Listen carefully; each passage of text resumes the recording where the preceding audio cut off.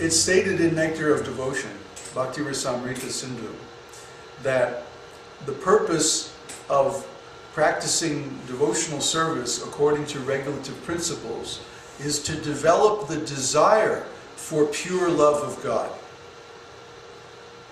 That's stated in Nectar of Devotion.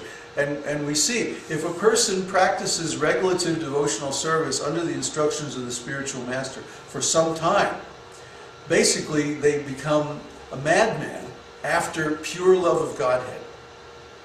That's all they want. They have this like burning desire to go out and just chant.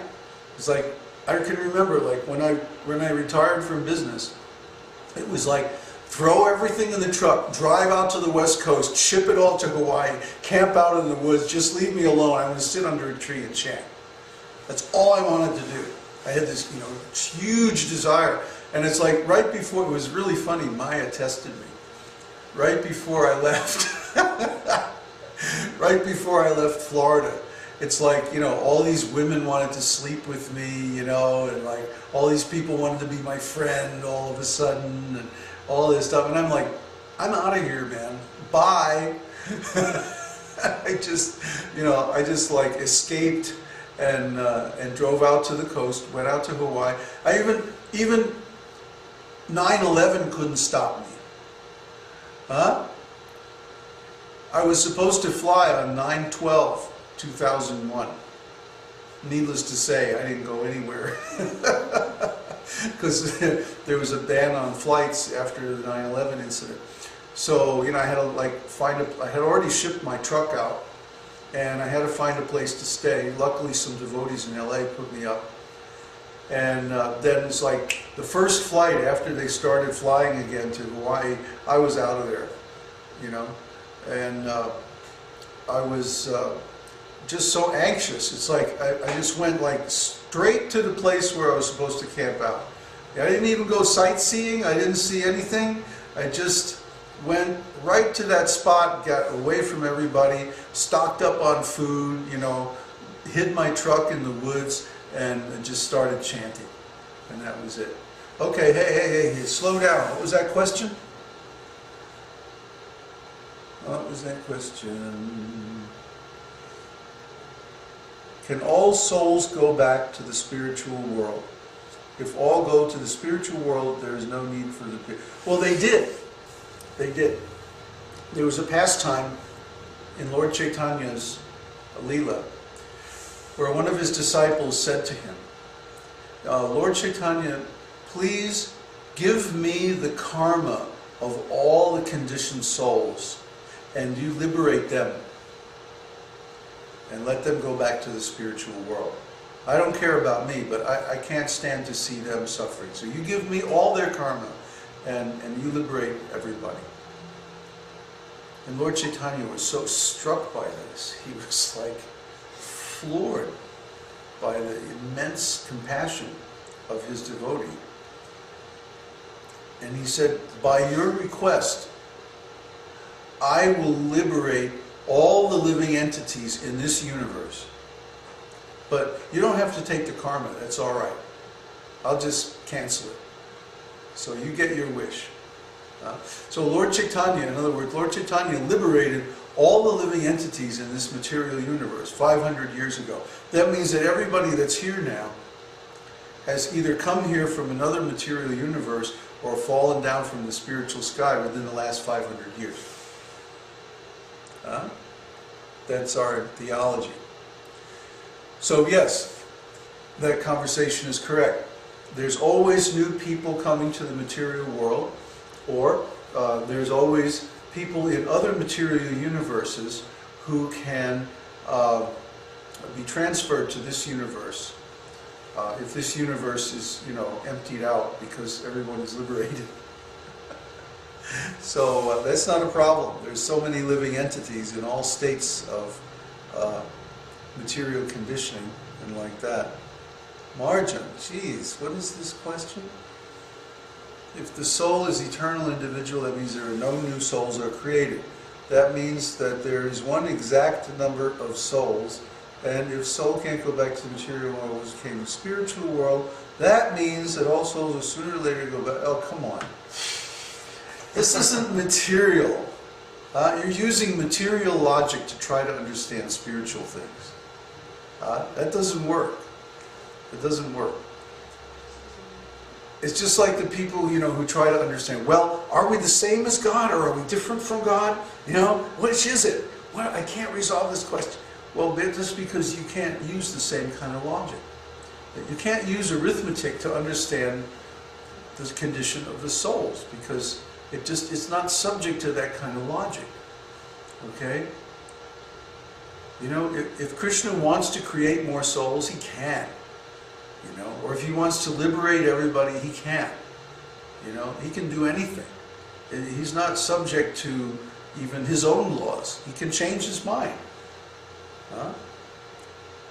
He can change his mind. So if, you know, if there's some shortage of souls, he can always make more. But actually, he doesn't like to create this material world. You know, it's just like the government. The government doesn't really want to maintain prison houses. But they have to because there are self-destructive individuals who create all kinds of problems for others if there's no deterrent or no punishment. One of the most important aspects of jails is that the people who are a disturbance in society can be put there so that they don't harm others. So the government doesn't like that. I mean, it's, you know, that's not what they want to do. They want to, they want everybody to be free, but to be a good citizen. So they make jails because they have to. So similarly, Krishna doesn't want to create this material world. But because some of us desire to live separate from him, in order to satisfy our desire, he creates this material world. You know, so Krishna does that, but he does it to satisfy us. Not because he wants to, but because he loves us, and he wants to give us what we want, so that we can experience and understand why it's a bad idea. You know, you really want that? Are you sure you want that? Okay, here you go. Boom, in the material world. So, yeah, Krishna is unlimited, and he's beyond our understanding. And he can do anything, you know. So if all the souls in the material world finally gave it up and said, okay, let's go back to the spiritual world, we're done, we're out of here, you know, that would be great. Then Krishna wouldn't have to go to all this trouble to create and maintain the material world, and he could just, you know, relax in Goloka Vrindavan. He wouldn't have to incarnate, you know, and disturb everybody's day. He would just be able to, you know, everybody could just sit back and enjoy eternally in the spiritual world. That would be great. Everybody would love that. But there's always somebody who, you know, has to misuse their free will. Just like in the material world, there's always some guy who has to go out and commit a crime. You know, so Krishna is pretty much forced to create the material world to give us what we want. So I get on these rants, you know. What do you think? Is everybody pretty much satisfied? Do we have more questions? Or one last question. How long do you... It doesn't have to be the last question. It's when everybody's happy.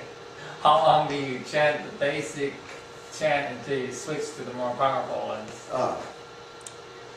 We advise everybody to chant Om Namo Bhagavate Vasudevaya in the beginning, because that mantra doesn't accept offenses as easily. The mood of the Dvadashakshara mantra is Krishna in Dwarka as a great king. And, you know, a king has to deal with all different kinds of people. And he's a public figure. So, you know, anybody can show up and, and you know, he has to be able to deal with that gracefully. You know, so the scope of chanting that mantra is much broader than the Maha Mantra. Hare Krishna, Krishna Krishna, Hare Hare, Hare Ram, Ram Ram, Hare Hare. In the chanting of the Maha Mantra, there are 10 offenses. Yeah. Yeah, and we've described all those offenses on our website. There's a whole, you know, many conversations about that on our forum and so on. So, I think it was over yesterday. a little bit, yeah. We mentioned a few of them. I think it was in the car, wasn't it? Yeah. On the way to the kirtan. Anyways, the offenses are there because the Maha Mantra is about Krishna and the gopis in Vrindavan. And that's a very confidential pastime. That's not a public pastime. See? Just like you don't